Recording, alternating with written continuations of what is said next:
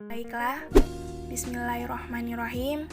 Assalamualaikum warahmatullahi wabarakatuh. Perkenalkan, nama saya Wayan Fitrekawati, NIM 1911025. Saya berasal dari kelas AS3B. Pada kesempatan kali ini, saya akan mempresentasikan hasil dari makalah saya dengan tema Sejarah Perkembangan Ushul Fiqh dari mulai masa pembentukannya hingga terkodifikasi sebagai sebuah disiplin ilmu. Dengan judul materi, munculnya ushul fiqh atau tabir-tabir sebagai sebuah disiplin ilmu serta aliran-aliran dan karya-karyanya. Baiklah, kita langsung saja masuk kepada materi yang pertama, yaitu Madrasah Ushul Fiqh. Dalam perkembangan sejarah ushul fiqh, dikenal adanya Madrasah Ushul Fiqh atau dalam istilah lainnya, aliran pemikiran ushul fiqh. Pertanyaannya, bagaimana proses yang mendahului munculnya aliran ushul fiqh tersebut? Perkembangan pemikiran dalam pemikiran ushul fiqh tidak muncul secara terpisah, akan tetapi berhubungan dengan babakan pemikiran yang terjadi sebelumnya. Meskipun arah perkembangan ushul fiqh berbeda-beda pada masing-masing mazhab, namun mereka menerima dan mengembangkan 4 dalil utama yang ditegaskan oleh Asy-Syafi'i.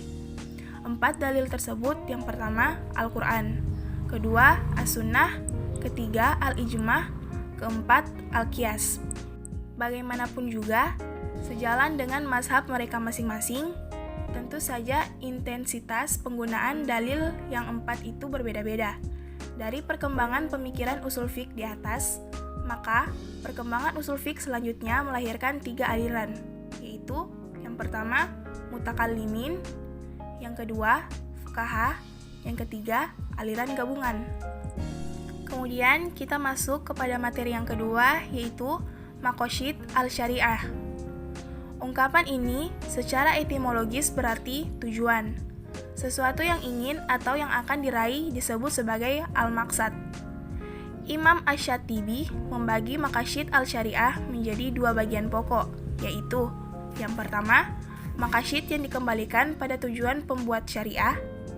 Yang kedua, maqasid yang dikembalikan pada tujuan mukallaf penerima tanggung jawab syariat.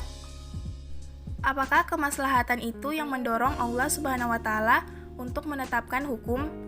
Dalam hal ini ada 2 pendapat. Pendapat yang pertama mengemukakan bahwa ulama yang berpegang pada prinsip bahwa perbuatan Allah Subhanahu wa Ta'ala itu tidak terikat pada siapapun.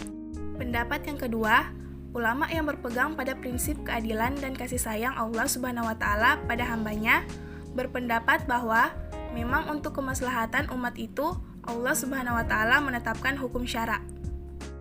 Jadi, teman-teman, kesimpulan dari makalah saya adalah perkembangan ushul fiqh tidak muncul secara terpisah, akan tetapi berhubungan dengan babakan pemikiran yang terjadi sebelumnya dan terjadi pada zaman sahabat dan tabi'in. Dan yang tidak kalah penting untuk dicatat adalah perkembangan pemikiran pada periode imam mazhab yang turut juga mewarnai aliran gabungan ushul fiqh. Mungkin itu saja yang dapat saya sampaikan dari isi makalah saya. Kurang dan lebihnya saya mohon maaf. Wallahul muwaffiq ila aqwamit thoriq. Wassalamualaikum warahmatullahi wabarakatuh.